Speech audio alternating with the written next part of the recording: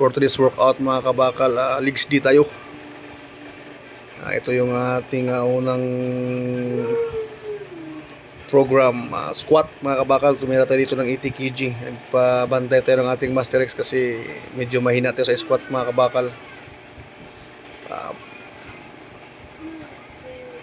Yan yung last set mga kabakal, 80 kg. Yun.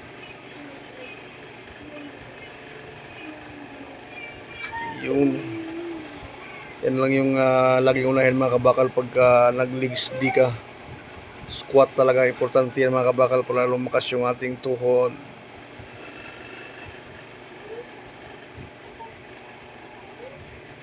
Hirap na hirap tayo mga kabakal. Pagka legs D yan talagang pinakahirap na program. Tapos sinundan ko mga kabakal ng legs press. Dito mga kabakal, magaan lang tinira ko mga kabakal. Tumira lang ako ng 200 pounds sa ating close. Mga kabakal, ganyan lang yung program mga kabakal. Tapos nag-wide din tayo mga kabakal ng 10 reps lang ginawa ko ng mga kabakal. Yan yung ating pangalawang exercise. Simple lang yung exercise natin sa legs mga kabakal. Yun mga kabakal.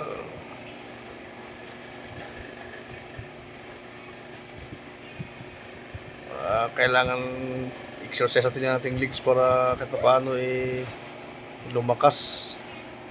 Pangatlong exercise ng mga kabakal, legs extension. Dito tumira ako ng 75. Dito ginawa ko mga kabakal failure. Hanggat kaya mga kabakal. Kasi magaan lang naman mga kabakal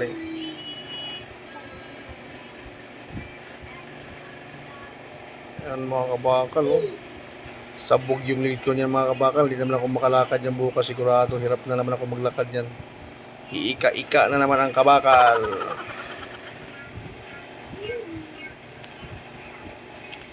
Yan yung pangatlo mga kabakal. Tapos sa pang-apat natin mga kabakal, Bailey. Yan mga kabakal, Bailey. Ganun na ginawa ko mga kabakal, failure. Tumira lang ako dyan ng 70 kg mga kabakal. Magaan lang din para ano natin ng maayos. Tawag ng mga kabakal, Bailey.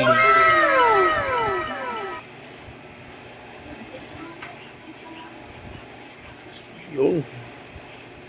Tapos last exercise mga kabakal, calf press. Tumira lang ako dyan mga kabakal ng 200 pounds. 15 reps lang ang ginawa ko dyan mga kabakal. Yan yung huli sa ating legs program.